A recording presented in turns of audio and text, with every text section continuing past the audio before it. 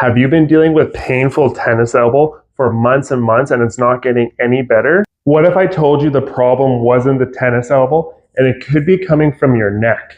In today's video, I'm going to go through 4 exercises that can help if radial nerve tension is causing your elbow pain, poor shoulder blade mechanics, or neck stiffness causing nerve root compression, and give you the why that can lead to tennis elbow. Cervical rotation in a 4-point position is a critical exercise to help lengthen our cervical spine, so our neck, to provide enough space for the nerves to leave our neck and go into our bodies without being compressed.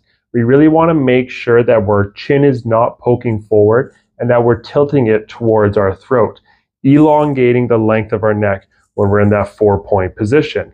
Then we're going to slowly turn from side to side. When you reach the end of range, you should feel some tightness or pulling in your neck. That means you're doing a good controlled motion.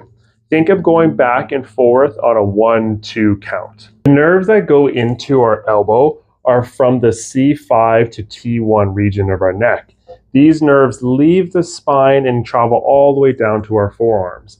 So if there's compression, tension, or increased friction there, that can irritate the nerves up here at your neck, but then cause the symptoms and pain and weakness all the way down at the elbow. So this is why neck involvement is important to screen if someone's have a persistent history of tennis elbow. To target the musculature in our neck, specifically our upper fibers of traps and levator scapula, we're going to do an A-frame shrug with a 3-second eccentric. To do this exercise well, we're going to make sure we lengthen our spine by tilting our chin into our throat to get that optimal position, and just rounding our shoulders so our shoulder blades squeeze together a little bit. Once we're in that nice position, we're going to hold the letter A, shrug our ears to our shoulders, and pull down on a 1, 2, 3 count.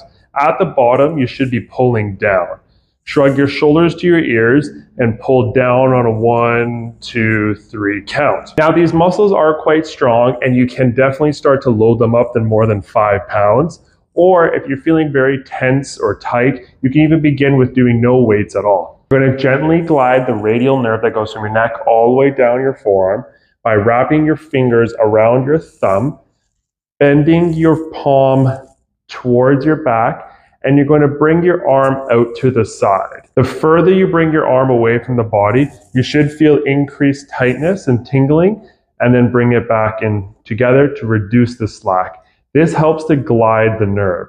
To make it a little bit easier, bring your head to the same side. This helps to provide some slack. To make it more challenging, bring your head away, and this pulls on the nerve from both ends.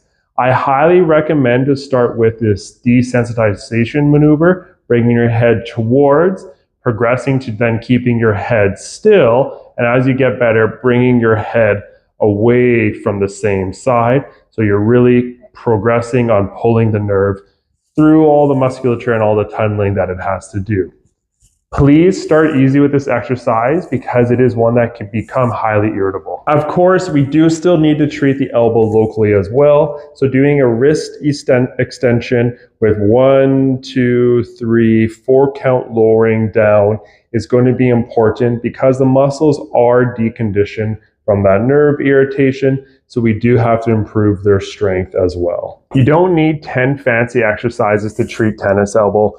Restore the nerve root compression, improve the nerve gliding and tension, and then increase the functional capacity so then you can improve your symptoms and your quality of life.